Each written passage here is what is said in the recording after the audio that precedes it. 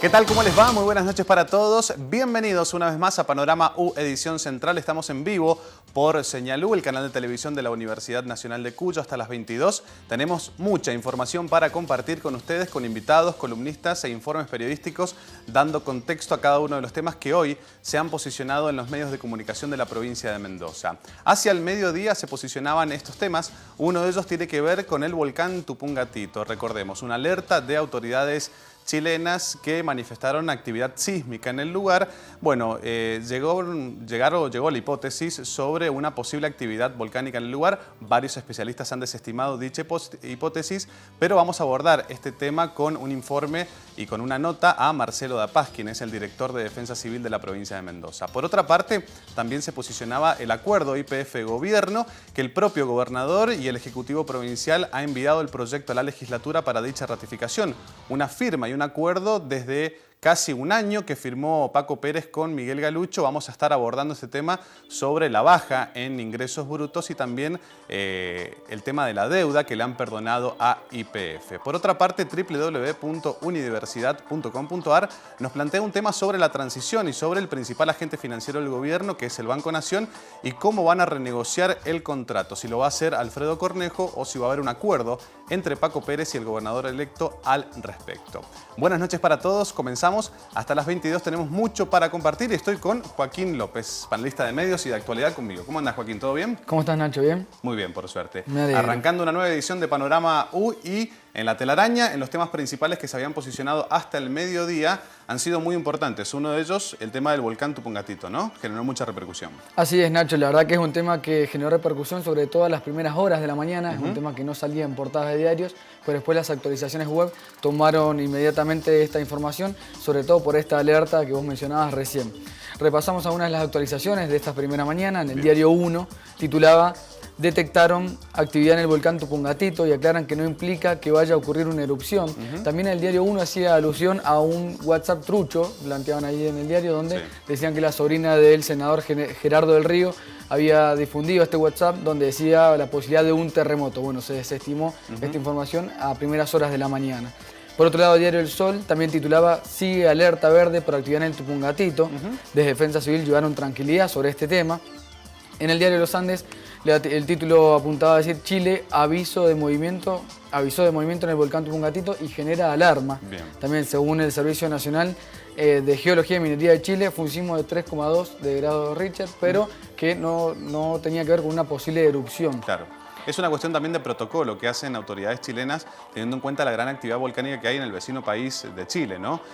Pero bueno, teniendo en cuenta esta actividad sísmica en el lugar, varios especialistas salieron y los diarios digitales y las radios empezaron a entrevistar en donde de alguna manera desestimaban la actividad volcánica en el lugar, pero a estar alertas. Ya vamos a escuchar en un ratito a Marcelo Da Paz, titular de Defensa Civil, en donde él también desestima esta posibilidad, pero bueno, daba información al respecto y también de cómo se prepara la provincia al respecto.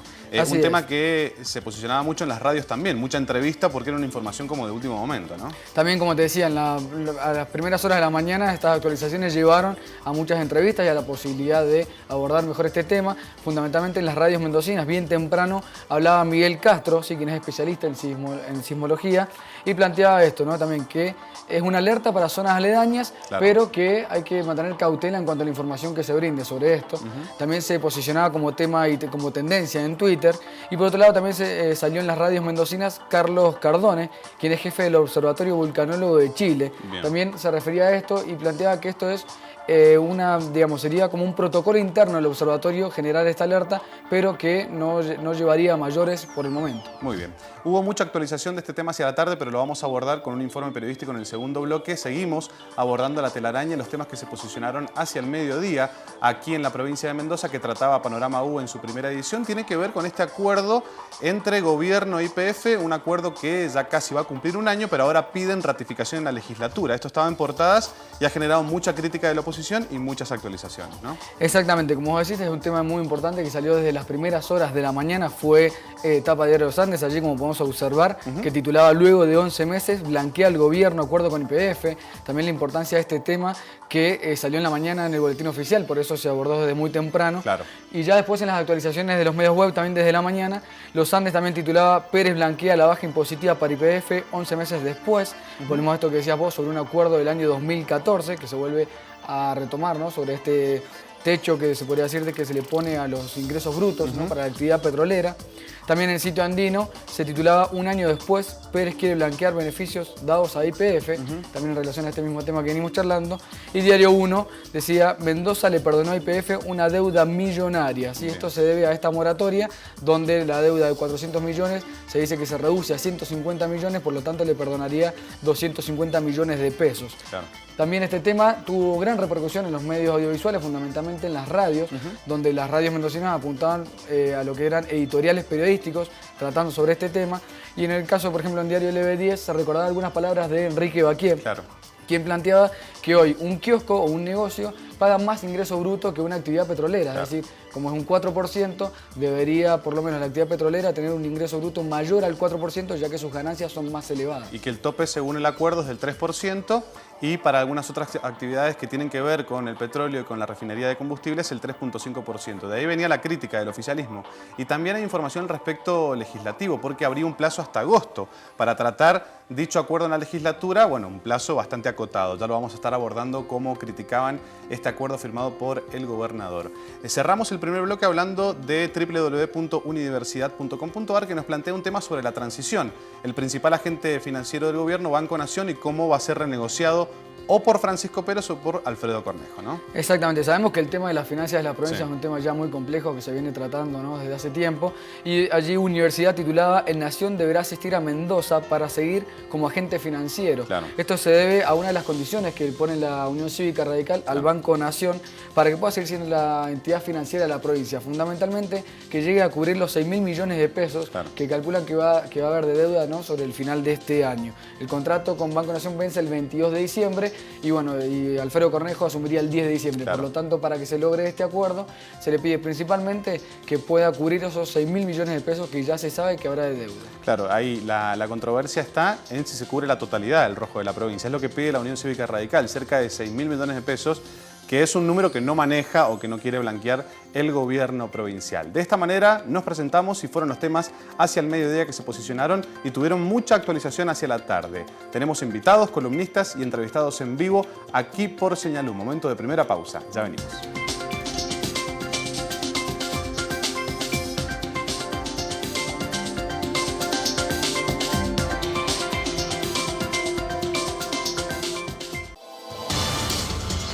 Muy bien, seguimos en vivo aquí en Panorama U Edición Central. Recuerden, nos pueden seguir vía redes sociales. Estamos en Twitter, en @SenalUTV. También en la fanpage de Facebook nos encuentran allí como Señalú. Nos pueden ver en vivo por www.señalu.tv y también en unidiversidad.com.ar, donde conviven todos los medios de comunicación de la Universidad Nacional de Cuyo. Tienen la radio 96.5, Señalú, y también todas las noticias del portal digital. Lo anticipábamos con Joaquín al principio del programa. Uno de los temas que hoy se posicionó tiene que ver con el acuerdo gobierno-YPF, que generó muchas críticas por parte de la Unión Cívica Radical por el tema de ingresos brutos y también por la deuda que le habrían perdonado a YPF en su momento cuando se firmó el acuerdo entre Francisco Pérez y Miguel Galucio. El equipo periodístico y de producción del canal hoy habló con el gobernador Francisco Pérez, que se refirió sobre este tema y dijo que no perjudica para nada el acuerdo a la provincia, sino al contrario. Lo escuchamos al mandatario que se refería sobre este tema.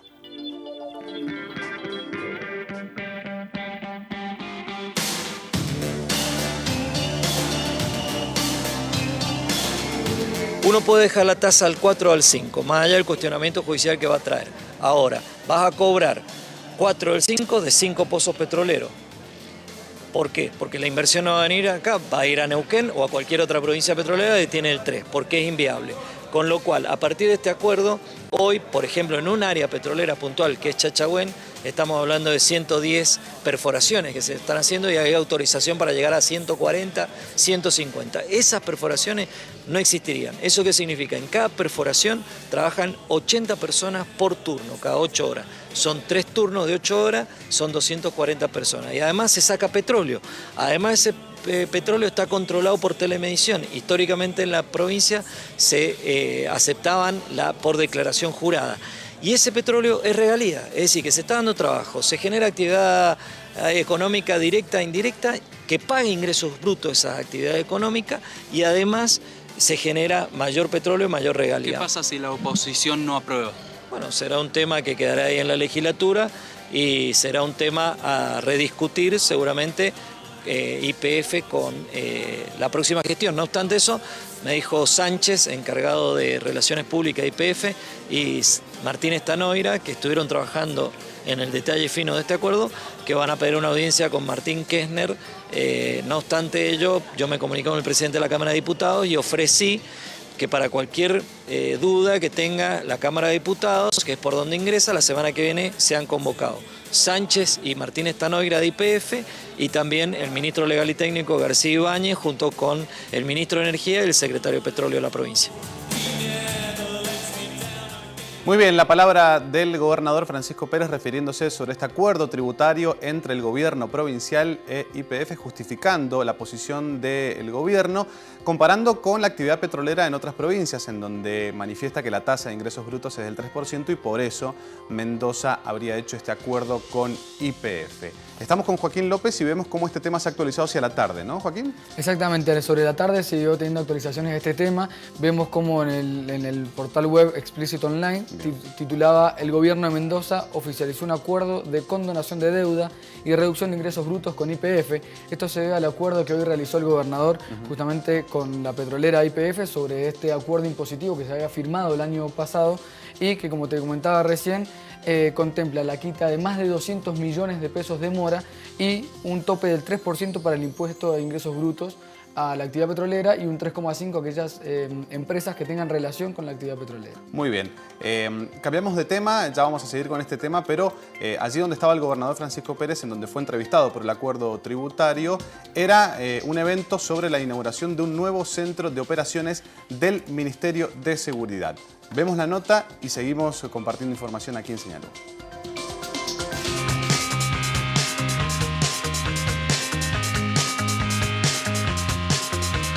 La función del vehículo, en la diaria tiene que funcionar para el ejercicio normal de la tarea en eventos importantes que hacen que se oxigene los CEOs que están dispuestos, los 4 CEOs que están dispuestos en la zona. Eso hace al ejercicio y al poder mantener una zona virtualmente, digo, una zona en la que se pueda operar. En caso de catástrofe, el vehículo tiene la particularidad de que la logística de comunicaciones que tiene adentro, tiene comunicaciones aéreas con el sistema aéreo, tiene comunicaciones vía Tetra, tiene comunicaciones VHF, tiene una zona que genera una zona de Wi-Fi alrededor del vehículo para poder comunicarse y que los centros de operaciones puedan comunicarse. Así que a medida que vamos teniendo eventos, uno va pudiendo ejercer la particularidad de la logística que tiene hay que aprender a usarlo. A ver, resumiendo, en pocas palabras, hay que aprender a usarlo en el momento adecuado y ser racional con el uso que le vamos a dar. A ver, tenemos comunicaciones satelitales. Si tenemos un evento en Godoy Cruz, ¿para qué necesito la comunicación satelital? No me hace falta, pero si yo tengo un evento importante en una población que ha quedado aislada, la comunicación satelital va a ser más que importante si en el desierto de la Valle o en el medio de la Payunia. Esta tecnología montada sobre ruedas nos va a permitir a nosotros desarrollar un centro de operaciones en cualquier lugar de la provincia acorde a las circunstancias. Se le ha provisto al Ministerio de Seguridad una importante dotación de vehículos de incendio con un equipamiento más que interesante para poder hacer frente a las contingencias que que puede ser una contingencia mayor o la diaria de todos los días. La contingencia mayor se va a nutrir de las cosas que hacemos todos los días, para estar preparados, alistados y entrenados para darle respuesta. Y como hecho anecdótico, se formó hace un tiempo un personal especializado y que necesitábamos equiparlo para estructuras colapsadas, y por eso se ha comprado una gran cantidad de equipo electrónico de alta generación o de última generación, de alta performance, para poder buscar personas en estructuras colapsadas que tienen que ver con mucha electrónica, con mucha digitalización, más allá de la ferretería normal que se puede llegar a utilizar en estos casos, que bueno, que eso ya corre por cuenta de la capacidad, la idoneidad, el adiestramiento del personal que está vinculado a esa tarea.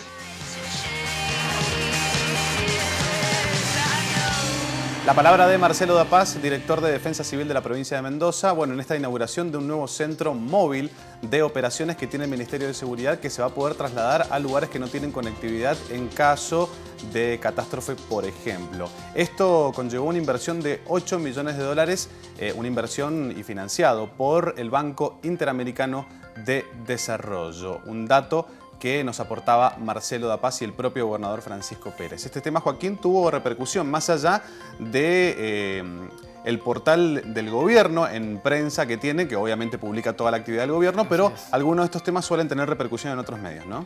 Exactamente, ese es un tema que, como decíamos, sucedió en la mañana y ya en horas de la tarde MDZ actualizaba sobre esta información, titulando "La provincia presentó su camión de 850.000 pesos para enfrentar catástrofes". Bien. Esto se debe a la presentación, como decíamos, del gobernador de esta mañana, de este camión para enfrentar las catástrofes, como decías vos recién, con esta inversión del BID de 8 millones de dólares. Y el propio gobernador también, cuando lo presentaba, resaltó que esta va a fortalecer, digamos, las patrullas de rescate de alta montaña y también para cualquier catástrofe de otra índole. Muy bien. Gracias, Joaquín. Momento de corte. Ya venimos con mucho más.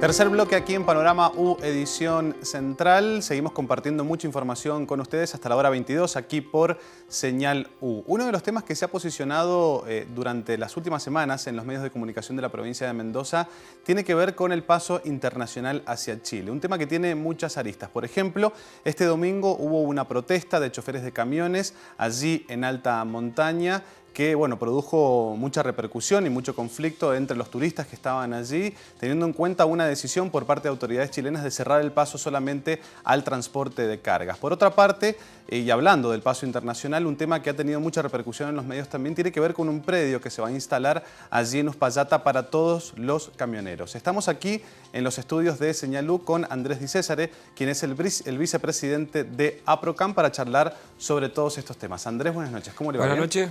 ¿Cómo estás? Bien, muy bien. Bueno, gracias por la invitación. Por favor, y muchas gracias por venir. No. Le pregunto sobre este primer tema, la protesta de choferes que hubo este domingo allí en alta montaña. Desde APROCAM nosotros leíamos las gacetillas y las notas en los distintos diarios. No tuvo nada que ver con la asociación, pero me gustaría saber su opinión y su mirada sobre el tema y la protesta. Exactamente. Esta fue una manifestación espontánea de los choferes a raíz de una decisión que ya estamos acostumbrados los que hemos transitado esta ruta internacional por parte de las autoridades chilenas de habilitar el paso. Se habilitó concretamente a las 8 de la mañana y a las 10 de la mañana el coordinador de Chile manda un comunicado en el cual se cierra para camiones. Entonces esta situación irritó a los choferes que se encontraban en el área de Uspallata, presto para cruzar.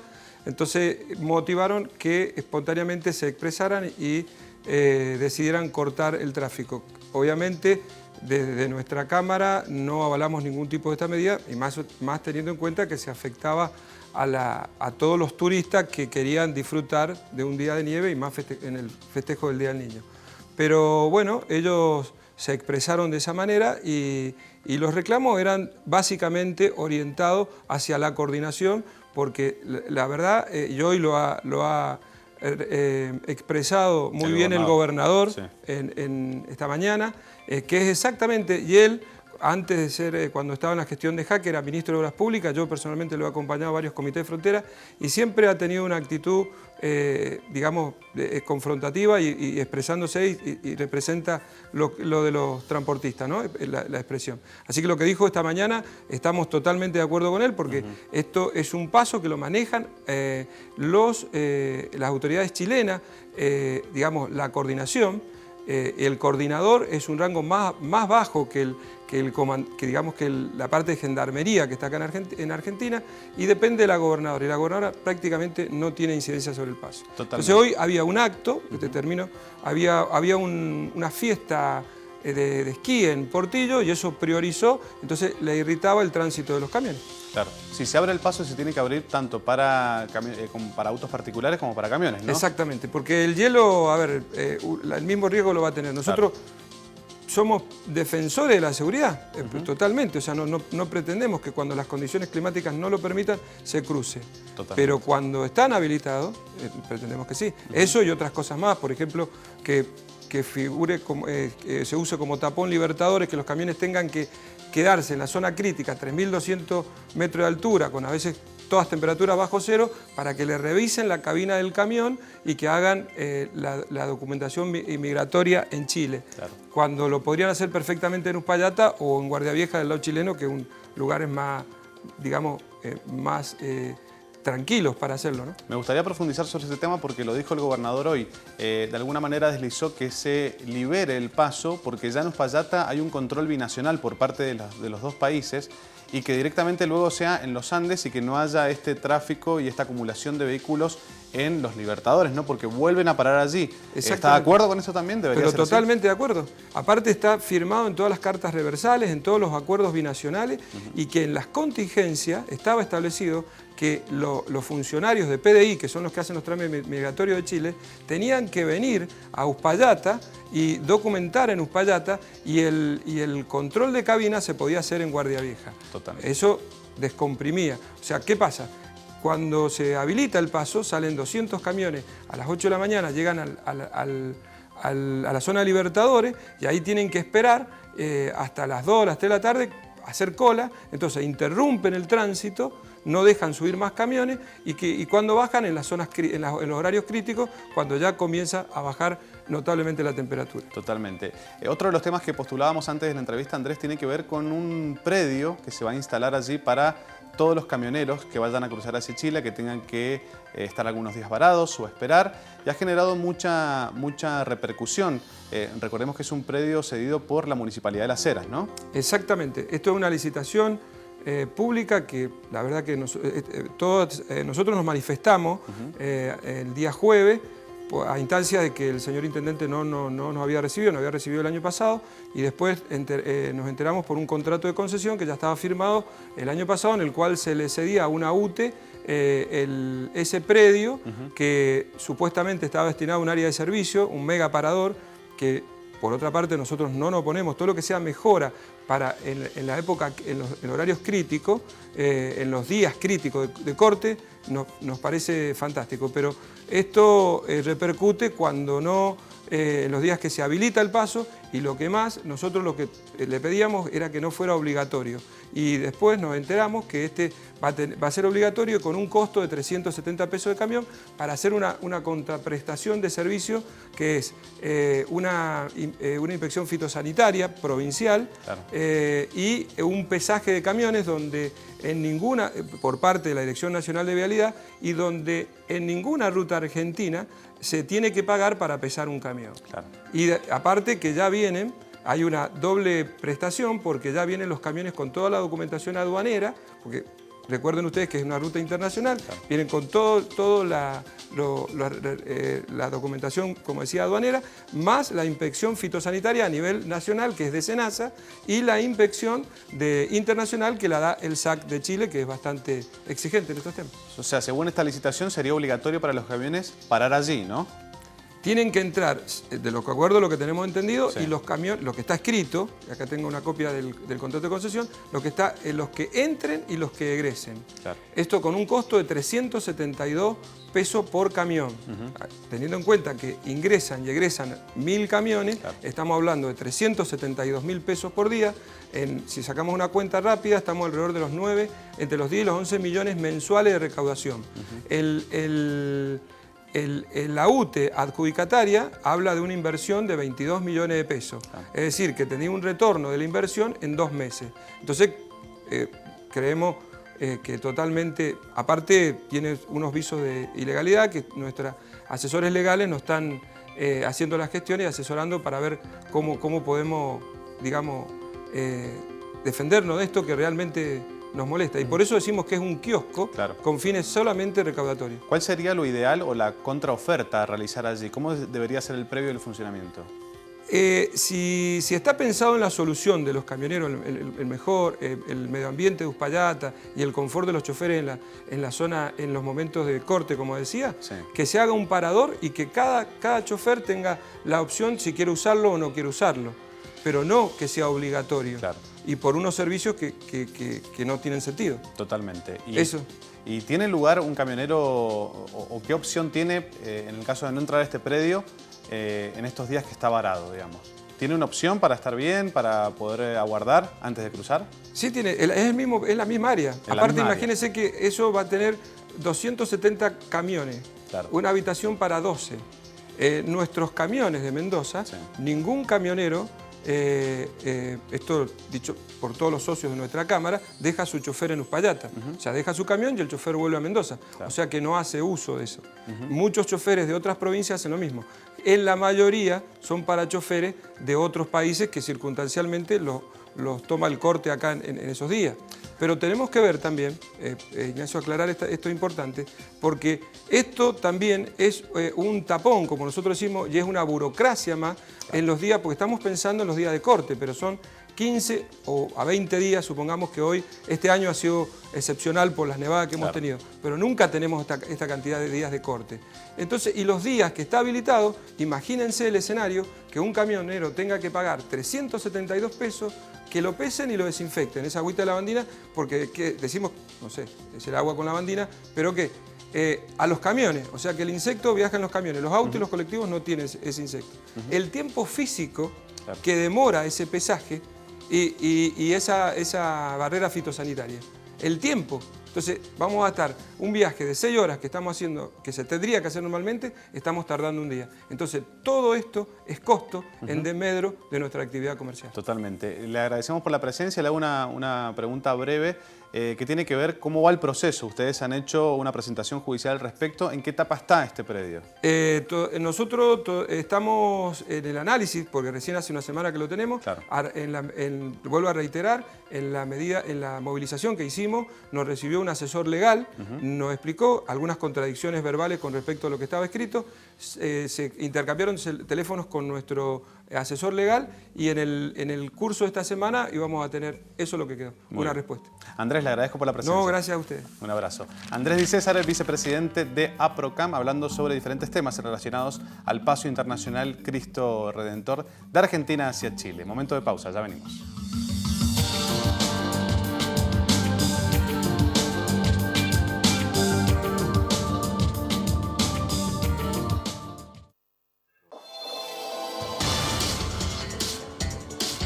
Seguimos en Panorama U, edición central. Recuerden que pueden volver a ver este programa y toda la programación de Señal U en www.unidiversidad.com.ar. Allí está la pestañita de Señal U y se van subiendo todos los programas. También en el canal de YouTube del canal. Buscan en la red social YouTube Señal U y están todos los programas allí subidos para que los puedas volver a ver. Otro de los temas que hoy se posicionaba en los medios de comunicación, sobre todo a nivel nacional, tiene que ver con cruces fuertes entre Mauricio Macri y el gobernador de la provincia de Buenos Aires y candidato a ser presidente de la Nación, Daniel Scioli. Este último va a realizar mañana una denuncia sobre campaña sucia por parte del PRO, liderado por Mauricio Macri. Estamos aquí con Gabriela Sony, especialista en comunicación política, analizando estos diferentes cruces entre los candidatos. ¿Cómo andas, Gaby? Buenas noches, ¿todo bien? Hola, Nacho, ¿cómo estás? Buenas noches. Buenas noches. Bueno, la verdad que se han tirado de todo y esto va a ir a la justicia. Exacto, Incluso, ¿no? siempre habían tenido una muy buena relación, Sí. habían tratado de evitar cualquier roce, cualquier cruce, pero bueno, ahora la campaña, digamos, se va calentando, se va comprometiendo la situación para conseguir votos y como fue una semana muy difícil para Scioli, Claro. ha optado por el contraataque, digamos, que quedó en el centro de la tormenta con ese viaje que realizó en plena inundación, después con todo lo que dejó al descubierto esta situación de problemas de gestión, de eficiencia, de un posible desvío de fondos. Entonces optó por ese contraataque denunciando esta campaña sucia, esa campaña negativa por parte de Macri y su troupe, ¿no? Claro.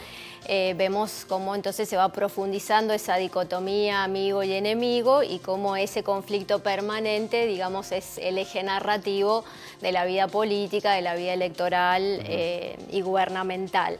Entonces hay que tener en cuenta que una agresión siempre se contesta con otra agresión, entonces a veces no es la estrategia más favorable para poder esgrimir. Entonces observamos que, bueno, habló de unos 50.000 usuarios falsos, pero que ya estaban totalmente identificados, Claro.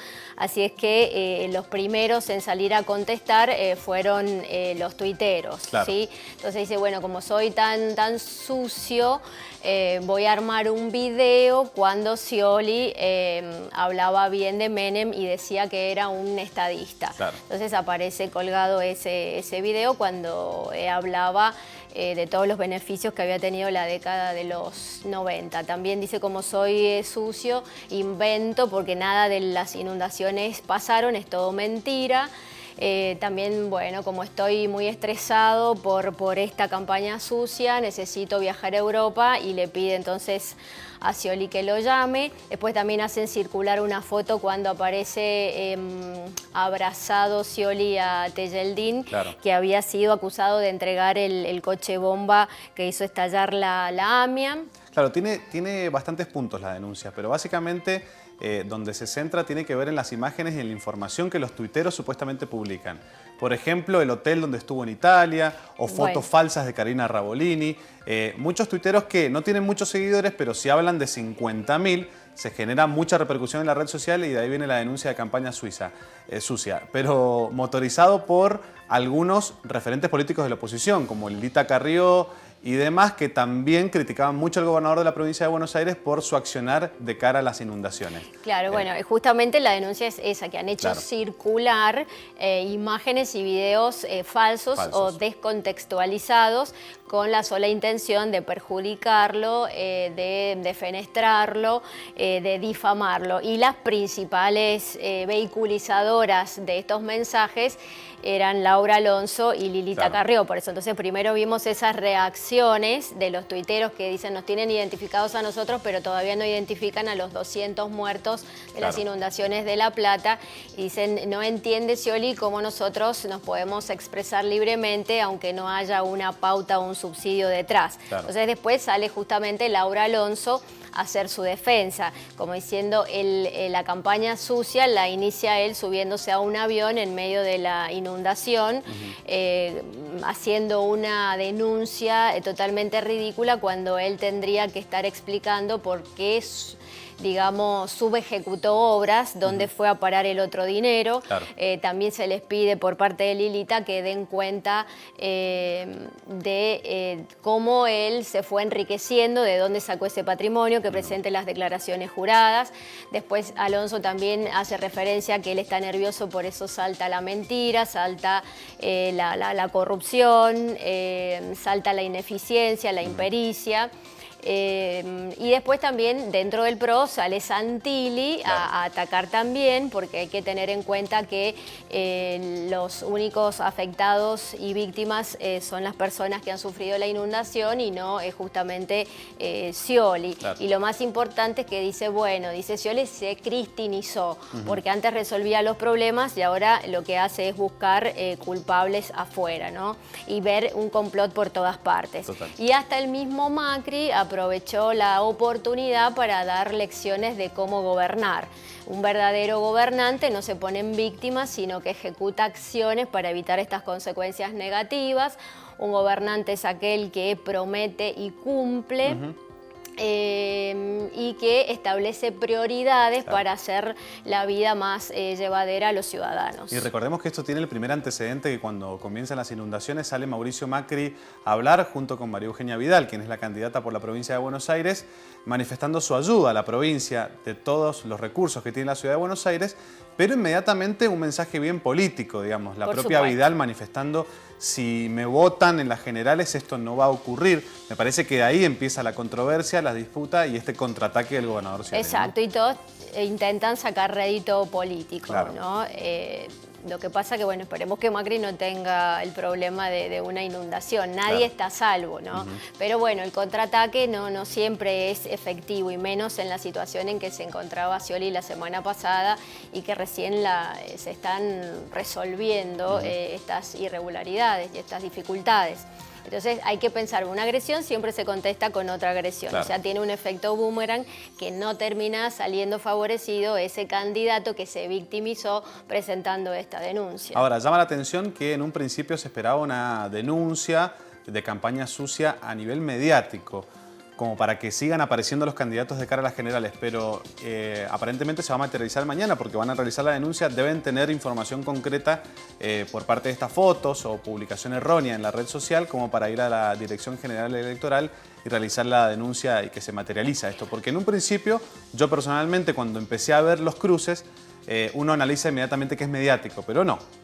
Mañana se va a materializar. Las fotos son de hace 4 años atrás, claro, que estaban en ese hotel. Después también hay fotos de catástrofes que han sucedido en Centroamérica, que no son las de acá, claro, y de inundaciones que fueron las de La Plata y no estas últimas. Total. Pero tampoco creo que tenga demasiada trascendencia con esas otras dificultades que tienen que ir resolviendo sobre la marcha, ¿no? Gaby, muchas gracias. No, gracias a vos. Buenas Estuvo noches. Con nosotros Gabriela Sony, especialista en comunicación política, analizando los cruces entre Mauricio Macri y el gobernador Daniel Scioli. Momento de pausa, ya venimos.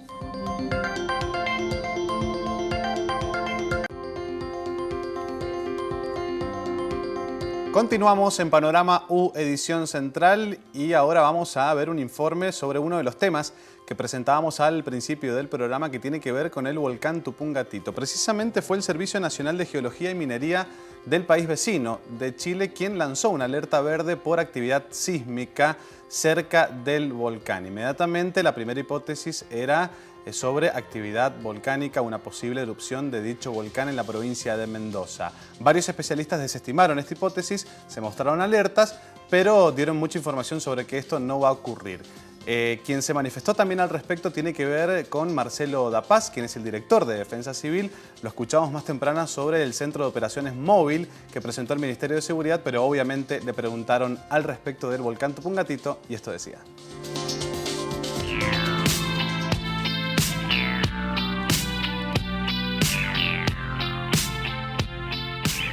Bueno, esa alerta está dada en función de las actividades que el ente nacional chileno hace a través de sus regulaciones y de los estudios que hacen a través de la necesidad de establecer un contacto con este macizo que obviamente por la disposición y la distribución geográfica que tiene en Chile puede afectar a sus comunidades.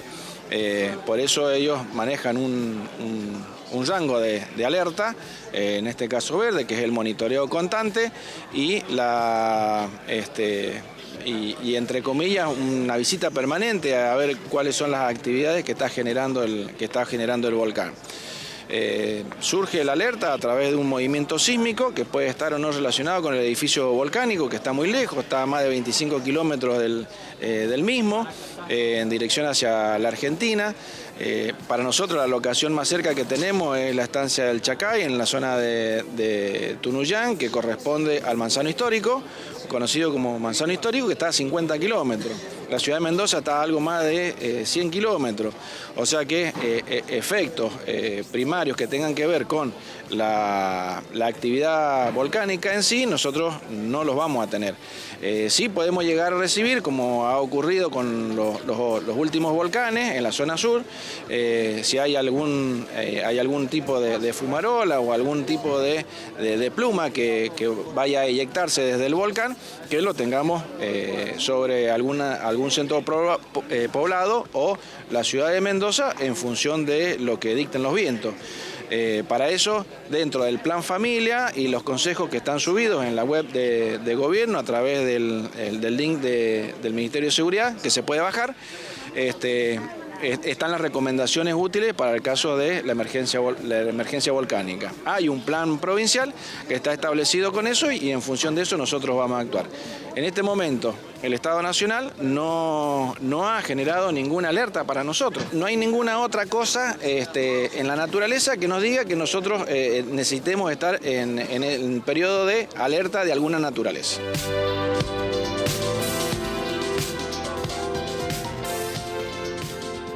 Bien, la palabra de Marcelo Dapaz, director de Defensa Civil, refiriéndose sobre esta alerta verde sobre actividad sísmica cerca del volcán Tupungatito. Un tema que tuvo mucha repercusión en los medios, ¿no, Joaco?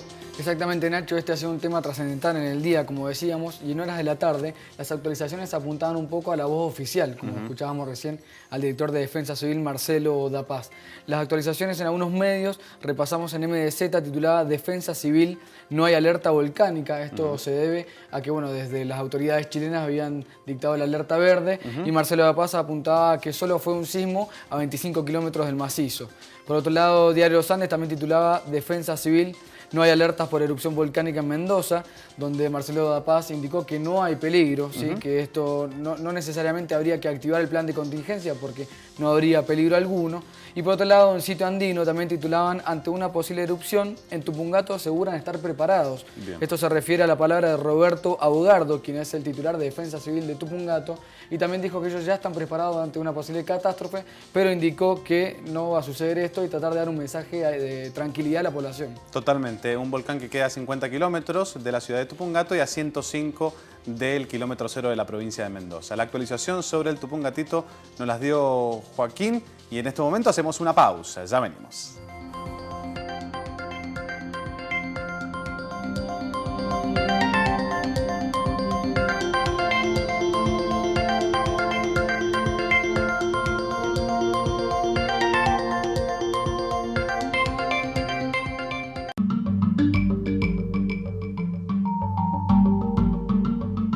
Central nos queda un informe más que tiene que ver con OSEP, la obra social de los empleados públicos de la provincia de Mendoza, y una intención de democratizar dicha obra social. Manifiestan un proyecto de ley que intenta que los representantes del directorio de OSEP sean elegidos por el voto directo de los propios afiliados. Vamos a ver el siguiente informe en donde habla el senador Arenas, uno de los autores de dicho proyecto.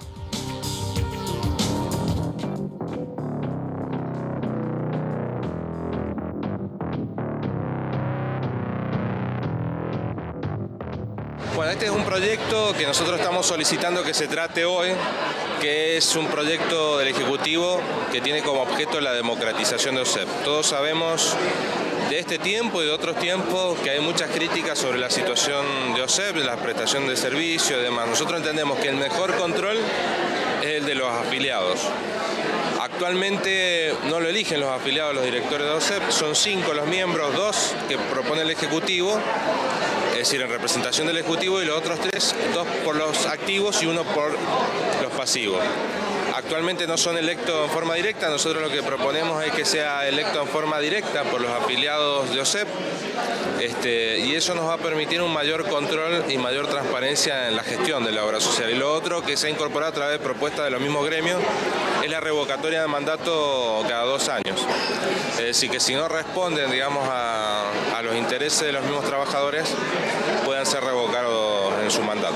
Bueno, esperamos tener el apoyo de todos los sectores. El radicalismo ha planteado objeciones, ahora estamos por tener una reunión labor parlamentaria con ellos, pero bueno, independientemente de, por supuesto sabemos del cambio de gobierno, esta es una reforma que necesita OSEP, digamos, ¿no? Que la ha necesitado siempre.